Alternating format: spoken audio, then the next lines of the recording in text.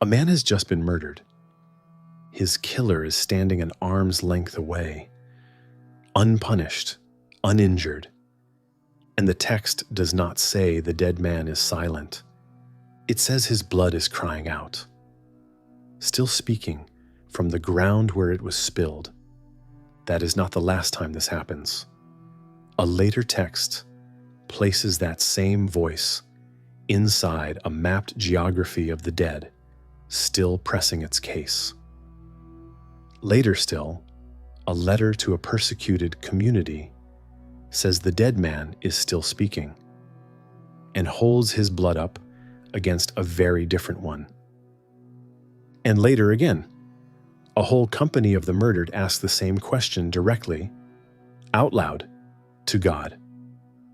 By the end of this video, you will know all 4 moments in order, the explicit details tying Enoch and Hebrews back to Abel by name, and the weaker structural resonance that carries the grievance into Revelation without ever naming him. You will also know something held back until near the end, whether this question ever actually gets settled, and on whose terms, in whose scene, addressed to whom. A tradition that keeps returning to the same voice across several centuries and keeps changing what counts as an answer to it is telling you something about how it thinks about unresolved injustice. The origin of this motif is a single, compressed clause in the Bible's earliest narrative material. By the end of this chapter, you will understand exactly what Genesis says happens to Abel's blood. And just as importantly, what kind of response it gets and what kind it does not. The story is one of the shortest in Genesis and one of the most consequential. 2 brothers, Cain and Abel, each bring an offering. Abel's is accepted, Cain's is not. Genesis 4 gives no theology of acceptable sacrifice, only a brief note on what each brother brought. Abel from the firstborn of his flock and their fat portions, Cain from the fruit of the ground. Why one offering is favored and the other refused is never stated. Later interpreters, across several traditions, have proposed explanations. The quality of the gift, the disposition of the giver, the category of the offering itself. But Genesis supplies no reason within the text. That silence turns out to matter for what follows, because the injustice Cain evidently feels is never resolved by the narrator either. It is only redirected violently onto someone else. The text moves straight to the fallout. Cain's face falls. God warns him that sin is crouching at the door like a waiting animal, its desire turned toward him, and that he must master it rather than be mastered by it. In the very next verse, with no comment on what Cain is thinking in the interval, the 2 of them go out to the field, and Cain kills his brother there. The fullest form of that invitation survives in the Samaritan Pentateuch, the Septuagint, and other ancient versions rather than in the Hebrew text alone, though every version agrees on where it happens and how it ends. Genesis 4:8 records the murder in a single clause, no description of the act, no last words, no interior monologue. This economy is worth noticing because it recurs at exactly the point where a modern reader most expects the text to slow down. A killing that, in almost any later narrative tradition, would receive its own scene is compressed here into a subordinate clause inside a longer sentence. Then comes the question. God asks Cain, "Where is Abel your brother?"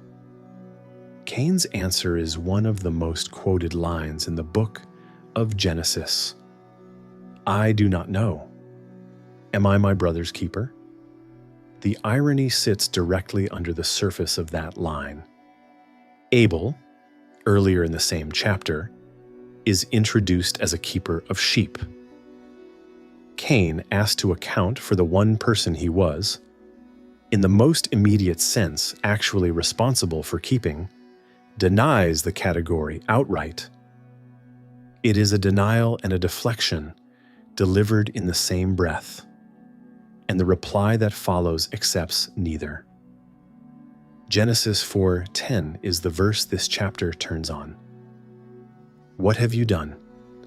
The voice of your brother's blood is crying to me from the ground. A man is dead. His killer stands nearby, uninjured, unpunished. And the text does not say his blood is silent. It says his blood is crying out from the ground to God, by name though he cannot speak. Return to the text itself. The Hebrew construction here is genuinely unusual. Kol, voice, is singular, while dme, bloods, and the participle translated crying out, so akim, are both plural. A mismatch. English translations resolve idiomatically, usually rendering it as either the voice of thy brother's blood is crying, or more simply, your brother's blood cries out. Either translation is defensible, both smooth over a grammatical oddity that survives in the Hebrew but disappears in English. Later, rabbinic interpretation noticed that plural form and read it as extending Abel's loss beyond himself, to the descendants he never lived to have. That reading belongs to later interpretation. It is worth naming as exactly that, a gloss added to the verse by readers working centuries after it was written, not a claim. Genesis 4:10 makes outright on its own. Genesis does still respond to the killing, just not with anything that reads as a reply to the cry itself. God moves directly from the accusation into sentence. The ground that received Abel's blood will no longer yield its strength to Cain when he works it, and Cain will be a restless wanderer for the rest of his life. That is a real consequence, addressed to the killer, growing directly out of what the ground is described as having received. But it is not dialogue addressed back to the blood. Nothing in the text has the cry receive an acknowledgement spoken to it directly, a resolution granted to whatever is doing the crying. The wrong is answered with judgment on the wrongdoer. It is not answered with anything that resembles a reply to the victim. The chapter's sharpest detail comes after the sentence is passed, and it complicates the judgment rather than resolving it. Cain protests that his punishment is too heavy to bear, that he will be a fugitive and a wanderer, and that whoever finds him will kill him. God's response is not to let that happen. A mark is placed on Cain. The text does not specify what kind, for the explicit purpose of ensuring that no one who finds him will strike him down, and a sevenfold vengeance is promised against anyone who tries.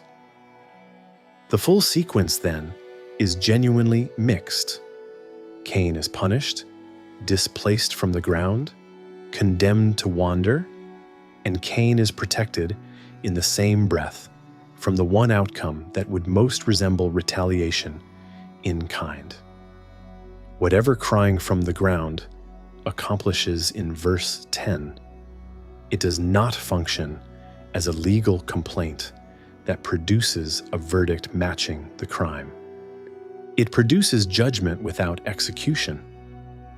That is the whole of it in Genesis. A cry, a sentence that answers the killing but not the cry directly, and a killer who is punished and shielded from retribution in the same sequence. If this were the only occurrence of this image in Scripture, it would already be a striking moment. A text testifying that a wrong is heard and answered with judgment, but not with anything that speaks back to the voice itself. It is not the only occurrence. It is a first occurrence, and, as the next chapter shows, this exact victim is picked back up by name in a much later text belonging to the same broader tradition. Whatever this cry from the ground is in Genesis's own telling, it does not end with Genesis 4. One cry, met with judgment on the killer, and no reply addressed to the voice itself. And centuries later, a different text about the architecture of the afterlife gives that voice a place and a name. A spirit in the book of Enoch's vision of the dead is explicitly identified by name as Abel. By the end of this chapter, you will understand exactly how the text makes that identification and what it changes about how Genesis's cry should be read. A brief note before going further. First Enoch is scripture within the Ethiopian Orthodox tradition, and it was widely read, influential literature within Second Temple Judaism more broadly, even in communities.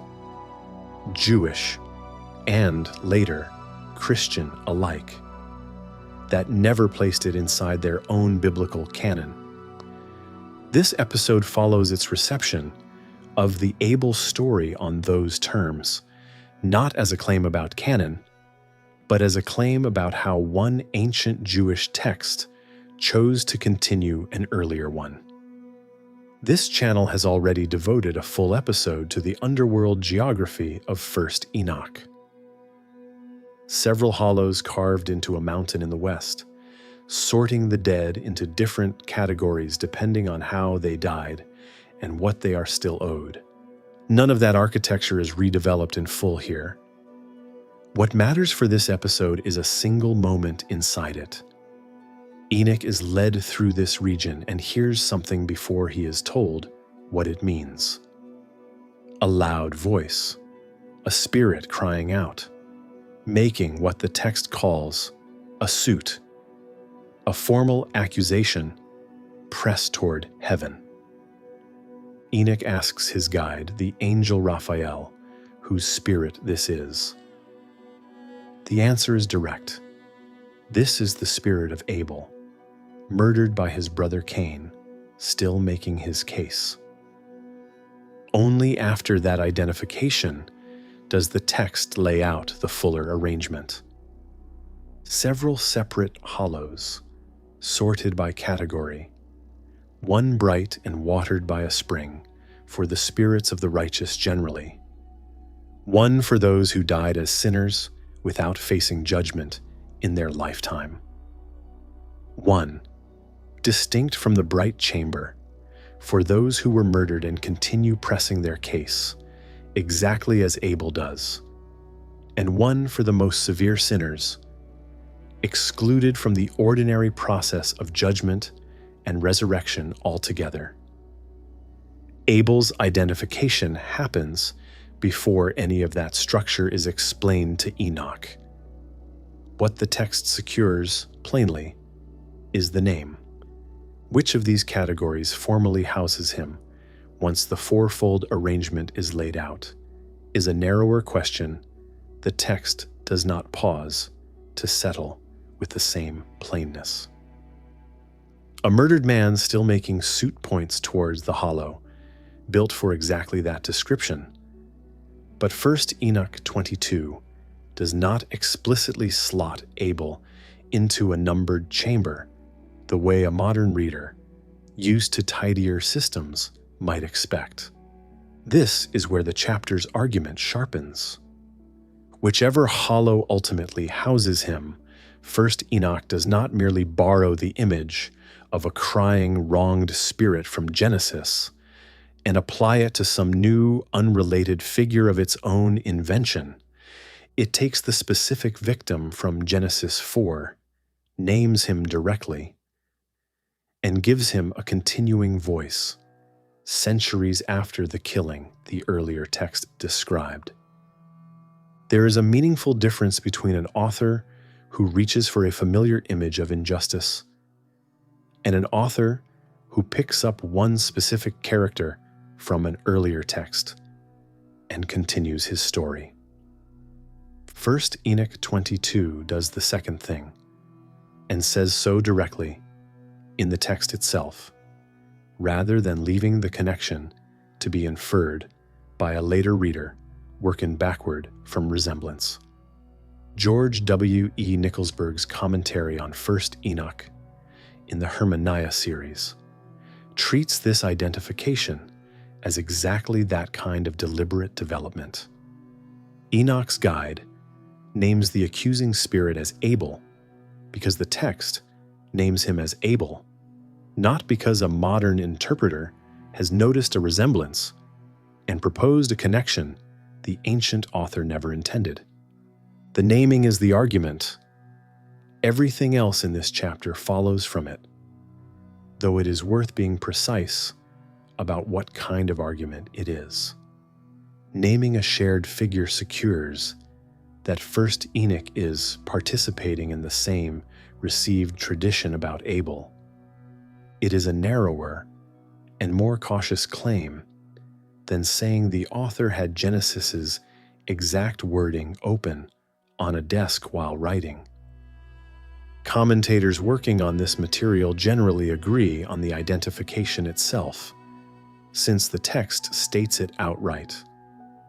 Where scholarly opinion varies is on the harder, more speculative question of exactly how the Genesis account reached the author of this section of 1 Enoch. As written text, oral retelling, or some combination, neither this video nor the commentary tradition can settle with confidence. The anticipated endpoint of the accusation belongs to this same passage. Cain's line, the text says, will eventually be destroyed, and the accusation will finally be satisfied. But that endpoint is anticipated, not shown. Nothing in this part of Enoch depicts it being carried out on the page. The spirit is left waiting in almost the same posture the Genesis text left him in centuries earlier within the narrative's own chronology. Heard, acknowledged, given a name and a continuing voice, and not yet answered. This video will return to that specific detail later. The gap between an ending anticipated and an ending shown turns out to be one of the more useful threads running underneath the whole tradition. It would be reasonable at this point to ask whether this connection is being read into the texts rather than found in them. Biblical scholarship has good reason for caution here, a tendency sometimes called parallelomania, seeing deliberate dependence wherever two ancient texts share an image, when the likelier explanation is that both are drawing on a common widely available stock of imagery. Blood crying from the ground, an unavenged death demanding a hearing. These are not unique to Genesis. Job, in an unrelated context, expresses a related hope that the earth will not cover his own blood. Shared imagery alone rarely proves that one text is consciously continuing another. But an explicit name is a different kind of evidence than a shared image. A generic wronged spirit does not require an identity. Abel does. Once a later text says, plainly, that its accusing spirit is Abel, the same Abel from the same killing. The question stops being a matter of resemblance and becomes a matter of what the text states about itself. That is the narrower, more defensible claim this video is making. Not that first Enoch's author had a copy of Genesis on a desk, but that the text explicitly identifies its subject, and that identification is the connective tissue between the two. The same voice, now named, still without a reply, addressed to it directly. And it would be reasonable to ask at this point whether the tradition stops there, whether a name, once given, was ever spoken of again. A New Testament letter, written centuries after both Genesis and 1st Enoch, says outright that Abel is still speaking. By the end of this chapter, you will understand what that claim means in its own context, and the surprising comparison it sets up. The letter to the Hebrews addresses a community under real pressure, readers being urged across the length of the letter not to abandon their commitments under the weight of hardship and social cost. Chapter 11 answers that pressure with a long roll call of figures from Israel's history commended for their faith, people who kept faith without living to see what they were promised. Abel opens the list. Genesis 4 does not use the word faith anywhere in its own telling of the story. Hebrews is the text that first reads Abel's accepted offering that way, retroactively casting him as the tradition's founding example of trust rewarded, even though the reward, in his case, was death. The letter states it plainly. By faith, Abel offered unto God a more excellent sacrifice than Cain, by which he obtained witness that he was righteous, and by it, he being dead, yet speaketh. That last clause is present tense, not spoke. Speaketh, an ongoing action, centuries after the events of Genesis 4, describing a dead man as still, actively doing something. This is now a third text after Genesis's origin and Enoch's naming that explicitly ties itself to Abel by name and extends his voice well beyond a single narrated moment.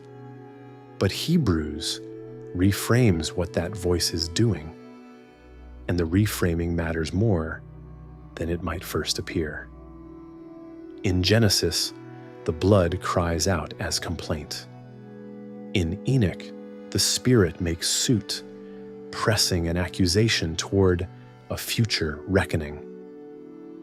In Hebrews, the register shifts again. Abel's continuing voice is not primarily framed as a demand for vengeance still outstanding. It is framed as testimony, ongoing evidence of his righteousness, durable enough to be cited generations later as an example for the letter's own struggling audience to imitate. The complaint has not vanished from the tradition. It has, for one chapter of one letter, been set beside a different question entirely. Not only what is owed to Abel, but what Abel's endurance can still teach the living. It is worth noting, too, what Hebrews adds, that neither Genesis nor Enoch explicitly supplies a verdict on Abel's own character. Genesis never says why his offering was accepted and Cain's was not. Hebrews answers that old silence directly, crediting faith as the deciding factor and declaring him righteous on that basis. Whether or not that reflects what Genesis's original author had in mind, it is the earliest text in this tradition to give Abel's side of the story a stated reason, rather than leaving the favoritism unexplained the way Genesis 4 does. That shift matters for what comes later in the same letter. In a passage contrasting an older covenant, delivered at a mountain, the readers are told they cannot even approach. With a new one they have already been welcomed into, Hebrews returns to this image directly. Believers have come, it says, to Jesus, the mediator of the new covenant, and to the blood of sprinkling, that speaketh better things than that of Abel. Read that sentence carefully. It does not deny that Abel's blood speaks. It assumes the opposite, that Abel's blood speaking is, by this point in the letter, a familiar enough idea to use as a stable point of comparison. And then measures an entirely different blood against it, claiming a different, and in the letter's own terms, better kind of speech for that second blood. The traditional reading hears a contrast between Abel's blood crying for reckoning and Jesus' blood associated with cleansing and access. The Greek is not completely unambiguous, however. Some interpreters understand the comparison as being with Abel himself, or with the offering he made, rather than exclusively with his murdered blood's cry for justice. This video is not going to adjudicate that dispute. What is certain on any reading is that the author expects Abel's continuing speech to be an intelligible point of comparison for the letter's audience.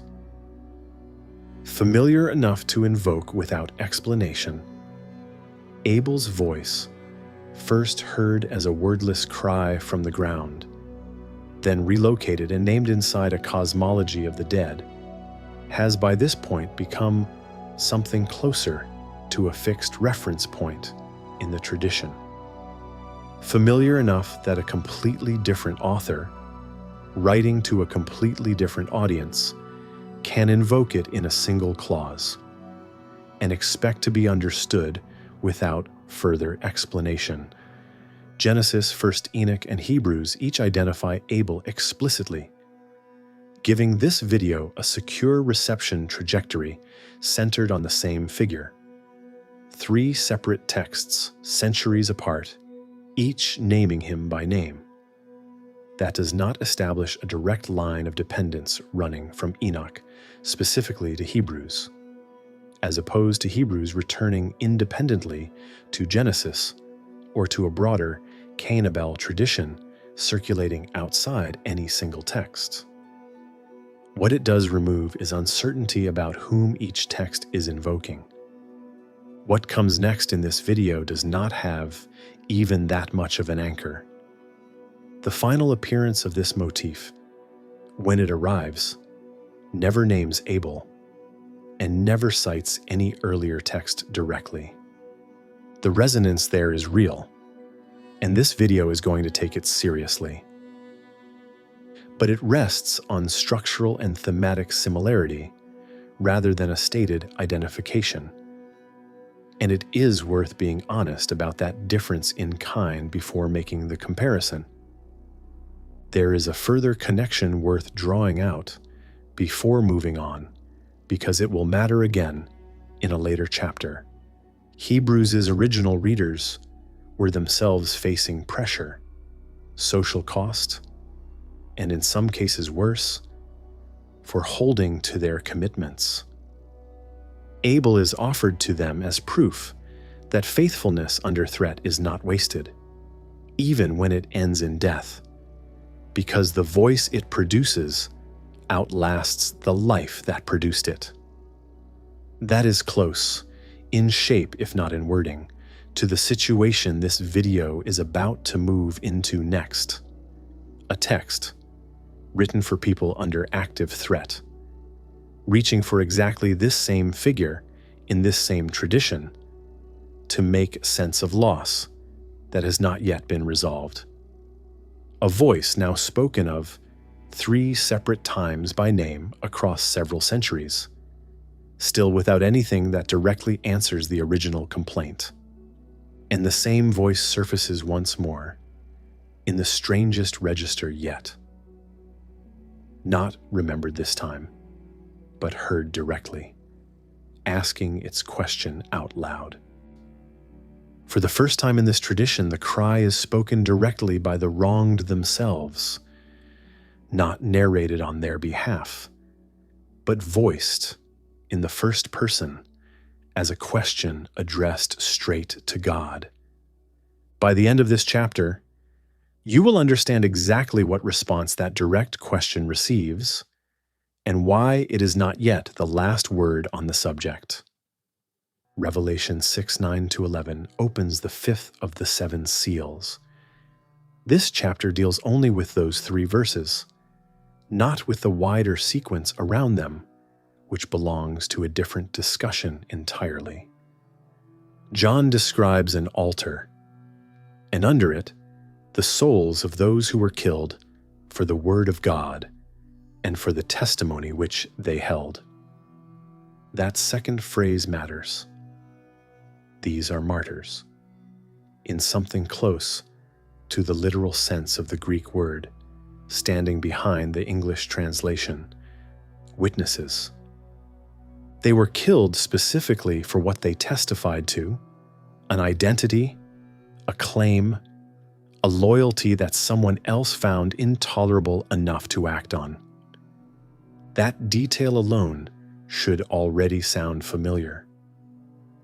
It is close to the situation Abel is in, once the underlying shape is stripped of its particular setting, killed by someone in a position to act on that intolerance for a reason bound up in who the victim was rather than in any ordinary conflict of interest. Their question gives explicit words to the grievance this tradition has carried since Genesis, now spoken instead of merely recorded. How long, O Lord, holy and true, dost thou not judge and avenge our blood on them that dwell on the earth? Read that question against the earlier appearances of this motif, and the escalation is obvious. Genesis records a cry, but no request. The blood simply speaks, and the text moves on to sentencing. Enoch records an ongoing accusation aimed at a future destruction, but no direct address, no second-person appeal to God asking when. Hebrews reframes the voice as testimony rather than appeal, setting the complaint to one side for the length of a letter.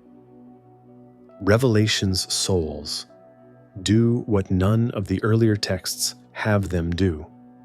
They speak the complaint themselves, in the first person, as a formal question, addressed directly to the one being asked to act. And then, for the first time since the cry began, something answers back. They ask how long. They are given white robes. They are told to rest, not soon, not now. A little longer, until the number is complete. That is the answer, the whole answer. The text is specific about the terms, and the specificity is exactly what makes this scene different from what came before. White robes are given to each of them individually, not a collective gesture, but something given unto every one of them. And they are told to rest a little longer, until the full number of their fellow servants and brethren, those still to be killed as they were, is complete. This is not silence the way Genesis was silent. It is not a promise left permanently pending in an unshown future, the way Enoch's spirit was left waiting. It is an actual reply, addressed directly to the ones crying out, with concrete content. A garment given, a status changed, an explanation offered for why the wait continues. And the content of that reply, examined closely, is an extension of exactly the condition the souls were already in. They were waiting. They are told to keep waiting. They are comforted in the waiting, robed, acknowledged, given a reason rather than left to guess, but not answered in the sense their own question actually asked for. They asked when judgment would come. They were not told when. They were told that a number needs to be reached first, a number the text does not disclose here, reached by a process, more killings of people not yet named, that is itself difficult to read as good news. The waiting does not end in this scene. It is named, explained, and dressed in white. Revelation's authorship and dating remain the subject of ongoing scholarly discussion, and nothing in this chapter's argument depends on resolving that question. The white robes deserve a moment on their own because the detail is doing more work than it might appear to at first pass. Within the wider vision Revelation belongs to, white clothing recurs as a marker of status already granted rather than status still pending. The souls are not told to wait unmarked and unacknowledged. They are given immediately a visible sign that their case has been heard and accepted as legitimate even before the underlying request is granted. It draws a firm line between acknowledgement and resolution. The souls are told, in effect, your claim is not in question, your standing is confirmed right now, and the outcome you are actually asking for still has to wait. That is a more generous reply than either Genesis or Enoch gives, and it is still, by its own explicit terms in this scene, not the reply the question asked for. There is a detail worth sitting with a moment longer before moving on, the request itself. The souls do not ask for mercy on their own killers, nor do they ask for restoration of what they lost. They ask for judgment and vengeance, avenge our blood, language that sits close to the older Hebrew.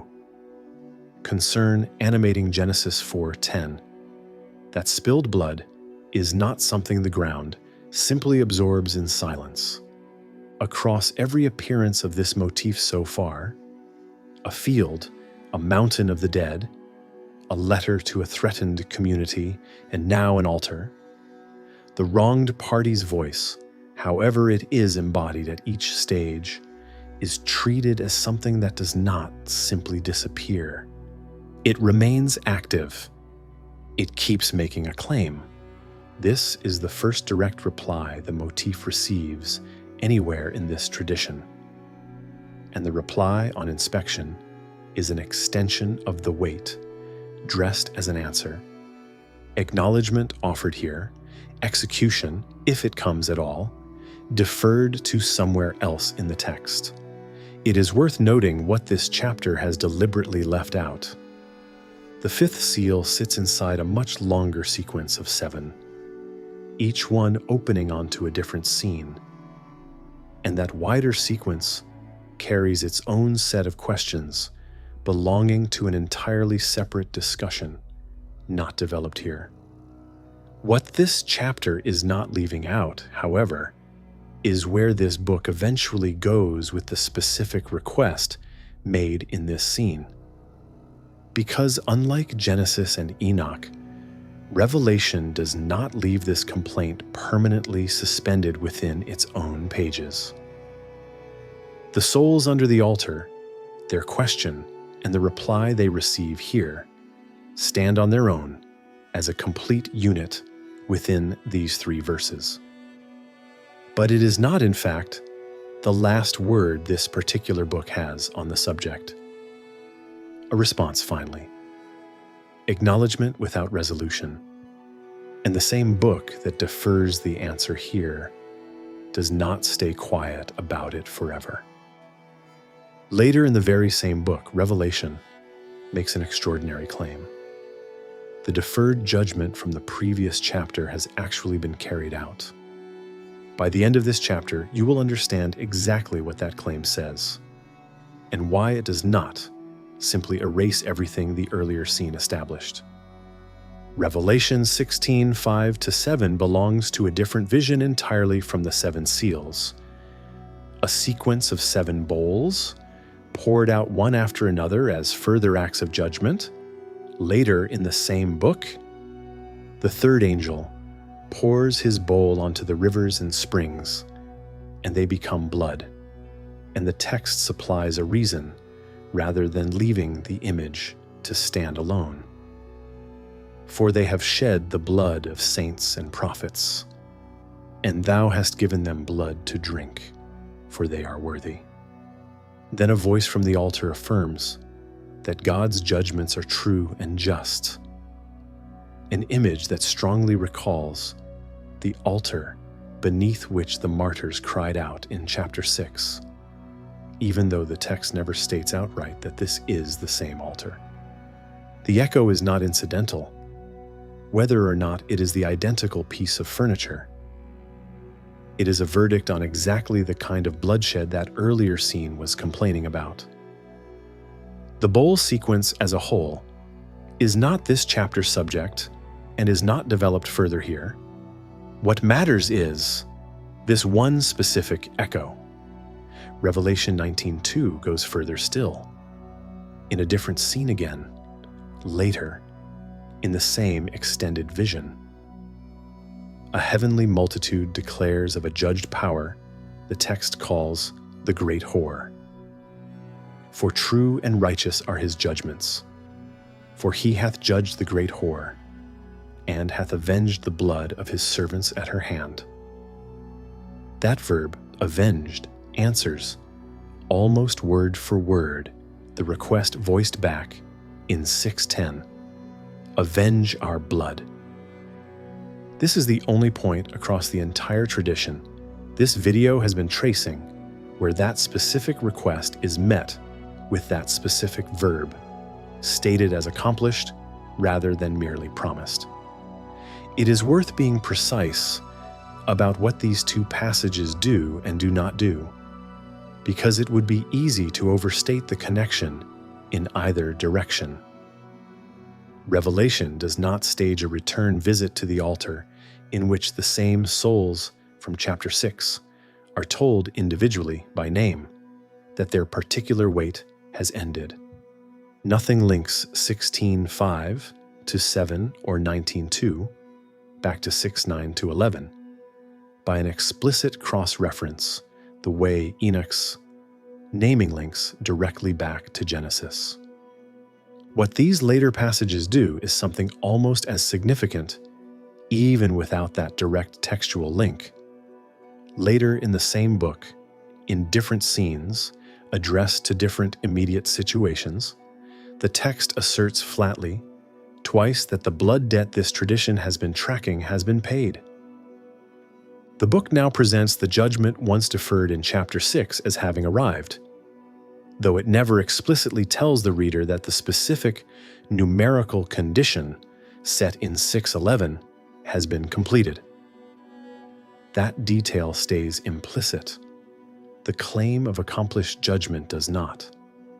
That puts Revelation in a genuinely different position than either of the two earlier texts in this tradition. Genesis promises nothing explicit about future vindication at all.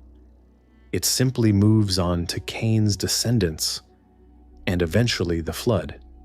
First, Enoch promises a future destruction of Cain's line, but never shows it, even within its own narrative frame.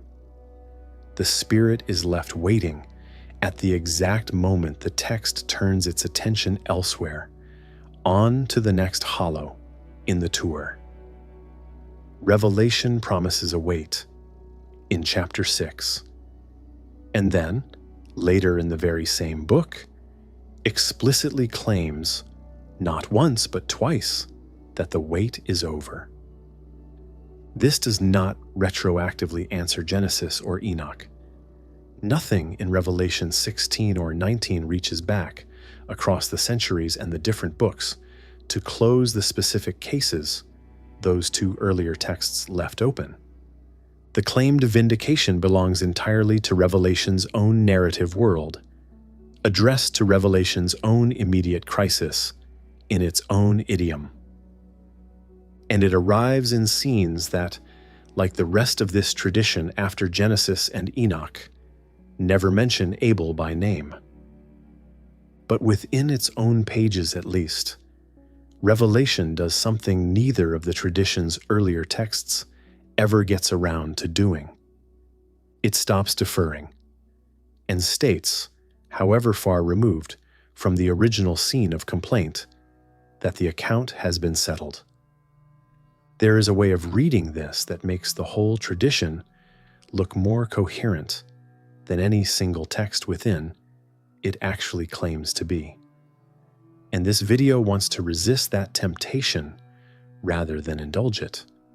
Nothing forces a reader to treat Revelation 16 and 19 as the moment Genesis and Enoch were quietly waiting for all along. It is entirely possible to read all three later chapters, 6, 16, 19, as simply doing what Revelation as a whole does throughout. Cycling through scenes of complaint, judgment, and affirmation as part of its own internal structure, without any of it being designed as a deliberate answer to a 1,000-year-old cry from a different book entirely. What can be said with more confidence, and without needing that stronger claim, is narrower. Of the four texts this tradition has passed through, Revelation is the only one that, anywhere within itself, moves from deferred justice to justice explicitly declared complete. It is also worth being honest about what this chapter cannot claim on Abel's behalf specifically.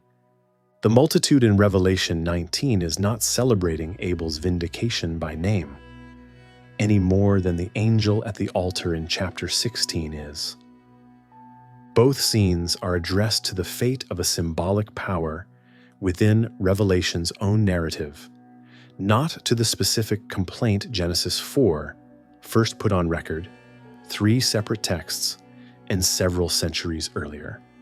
If there is a thread connecting Abel's original cry to this eventual declaration of settled accounts, it runs through resemblance and inherited language, not through an explicit citation, the way Enoch's naming runs back to Genesis or Hebrews' naming runs back to both. That is a real difference in kind, and this video is not going to pretend otherwise for the sake of a cleaner ending. Genesis leaves Cain punished and protected, with nothing on the page resembling a future reckoning promised to Abel. Enoch anticipates a future endpoint to the accusation, but does not depict it. Revelation alone moves within its own pages from deferred judgment to judgment declared accomplished. Which raises a different question than the one this video has been asking so far. Not simply whether the cry gets answered, but what changes each time it gets picked back up about what counts as an answer at all. Across 4 texts and several centuries, this motif does not keep the same shape twice. By the end of this chapter, you will see the specific way it changes at each stage and what that changing shape might be doing. Start with Genesis. The voice here is elemental and entirely passive. Blood, described as crying, with no agency of its own beyond the cry itself, addressed to no one by name, answered with judgment on the killer rather than any reply to the voice. It is worth noticing what Genesis does not give this voice. No location, no name of its own beyond whose blood it is, no stated request. Just a bare fact: the ground has received a cry, reported and then left behind as the narrative moves on to sentencing. Move to 1st Enoch, in a very different genre and a considerably later era. The cry becomes a spirit with a location and, critically, a name. An identity secured before the text even finishes explaining the architecture around him. His action is described actively now. He is making suit, language with the flavor of formal legal process. aimed at an anticipated but unshown future reckoning. Something has clearly been added between Genesis and Enoch that Genesis itself never supplies: agency, a body of sorts, a place to be shown to a visitor, and a future the accusation is aimed at, even if that future never arrives on the page. Move to Hebrews. The voice is reframed again, and this time the reframing is the most significant shift in the whole sequence, because it is the only stage where the underlying purpose of the voice changes rather than simply its form. Abel is no longer only pressing a complaint. He is offered as testimony, durable evidence of righteousness, stable enough that a much later author can hold an entirely different blood up against his for comparison. Confident readers will understand the reference without further explanation. The accusation has not been erased from the tradition. It has, for the space of one letter, been set beside a different function for the same voice. Not only what it demands, but what it can still teach. Move to Revelation 6 chapter. The voice becomes fully first person for the first time in this tradition, no longer described by a narrator or reported by a guide, but spoken directly as a formal legal question addressed straight to God. How long? The complaint has returned to something closer to its original register, an appeal for justice rather than a piece of testimony. But now voiced by the wronged party directly, rather than described on their behalf by someone else. And move, finally, to Revelation's 16th and 19th chapters. The same book that voices that question is also the only text in this entire tradition to later claim, however indirectly and however far removed from the original scene, that the question has been settled. It is worth naming, once more and briefly, which of these stages actually name Abel and which do not, since that distinction has run underneath this whole video. Genesis introduces him. Enoch names him explicitly. Hebrews names him explicitly twice. Revelation, at both of its appearances in this tradition, names no one from Genesis 4 at all. Its connection to what came before rests on structural and thematic resonance, not on a stated identification, a distinction this video has tried to keep clear throughout rather than blur for the sake of a tidier story. What the whole trajectory shows taken together is not one static image recurring 4 or 5 times with only the details changed. It is a developing tradition in which the nature of the voice, how directly it speaks, what it is asking for, and whether an answer is ever shown as available at all, keeps shifting at every stage it reappears. The through line is not a fixed complaint, repeated identically. It is a complaint that keeps being picked back up and given a different kind of body every time the tradition returns to it. Elemental, then architectural, then testimonial, then legal, then at last and only once claimed as resolved. That range is itself worth pausing on. Narrative history, apocalyptic vision, pastoral letter, and prophetic vision again.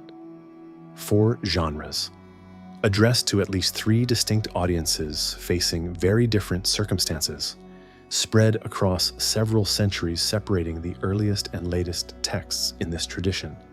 A single image surviving that unchanged across that much variation would already be notable. The Abel texts show a named tradition deliberately reworked across Genesis, 1st Enoch, and Hebrews. 3 authors, in 3 different centuries, each explicitly invoking the same figure. Revelation then develops a structurally related martyr cry, without identifying Abel directly. The result is not one uniform chain of dependence running unbroken from the first text to the last. It is a secure Abel reception history, spanning 3 of the 4 texts, followed by a powerful thematic extension in the 4th. None of that requires treating the first 3 texts as a single coordinated plan, stretching across several centuries and several different communities of writers who never met each other and, in most cases, never read each other's work. It requires only what those texts themselves state, a name repeated on purpose by authors who each had their own reasons for reaching back to it in their own moment for their own audience. The first cry is a single clause. Genesis 4:10, spoken by God to Cain, over a brother's blood already in the ground. The voice of thy brother's blood crying unto me from the ground. One sentence. A killer sentenced, a killer protected in the same breath, and a complaint left standing exactly where it was lodged, heard but never directly answered. The cry becomes a name. First, Enoch's guide identifies the accusing spirit before any of the surrounding architecture is even explained to Enoch, as Abel, specifically by name, still making his case in a mapped geography built to hold exactly this kind of unfinished business, still waiting on an ending. The text never shows fulfilled. The name becomes testimony.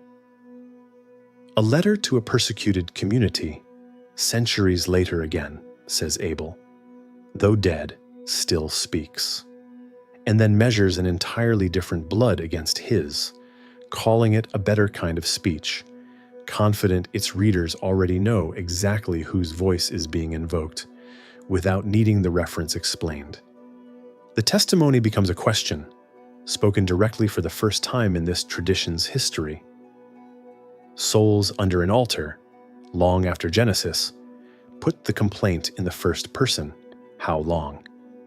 And the reply, when it comes, is robes and rest and a number not yet complete. Acknowledgement, not execution, comfort offered in place of the verdict actually requested.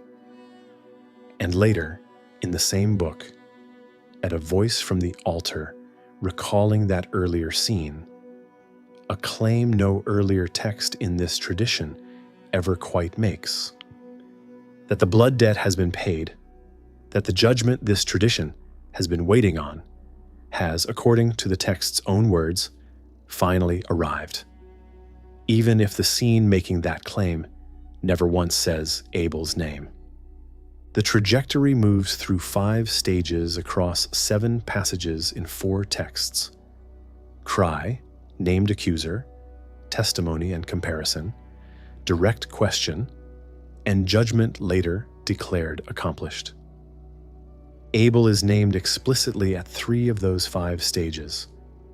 The complaint is answered in any direct sense at exactly 1 of them, and even then, only at a distance from the original scene, in a passage that owes it nothing by way of explicit citation.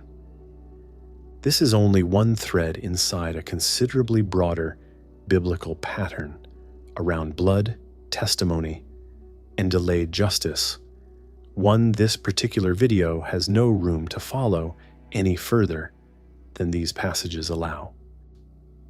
A single clause in Genesis, a name in Enoch, a testimony in Hebrews measured against a very different blood, a direct question in Revelation, and later, in the same book, an answer the earlier scene never gave. 4 texts, 5 stages, 1 figure named at 3 of them. This is not one cry, repeated unchanged 3 or 4 times over. It is a voice this tradition keeps returning to and keeps redescribing. At every stage, it reappears as blood, as spirit, as testimony, as legal appeal, and finally, in a scene addressed to something else entirely, as a debt the text itself claims has been settled. Whether that late claim of settlement actually closes the case Genesis opened, or whether it is simply this tradition's way of saying, one more time and in a new register, that the wait was never permanent. Even though the settlement it describes happens somewhere else to someone else in a scene that never once mentions Abel by name, is not a question this video is going to settle for you. The voice from the ground is still, in the most literal sense available to this tradition, on the record. What changes each time it is picked back up is only ever the shape of the answer it is given.